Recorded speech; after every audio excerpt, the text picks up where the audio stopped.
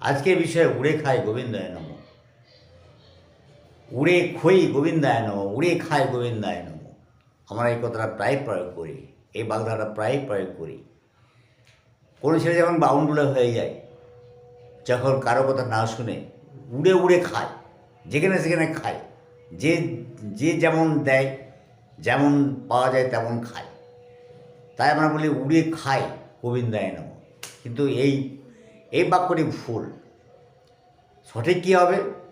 সঠিক বলার আগে আপনাদেরকে প্রফেসর একেএম চ্যানেলের পক্ষ থেকে নমস্কার জ্ঞাপন করছি। এটা হবে উড়ে খই গোবিন্দায় নম।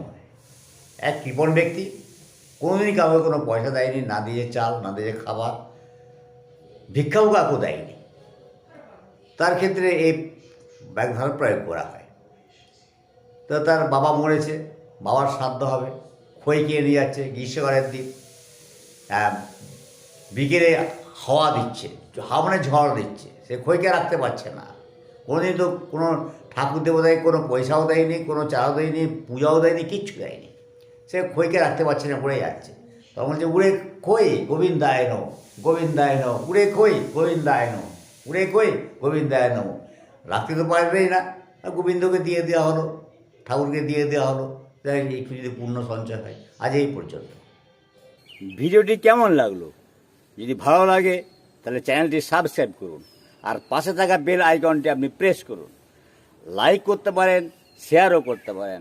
আরও যদি কিছু জানার থাকে তাহলে কমেন্টস বক্সে জানান। ধন্যবাদ।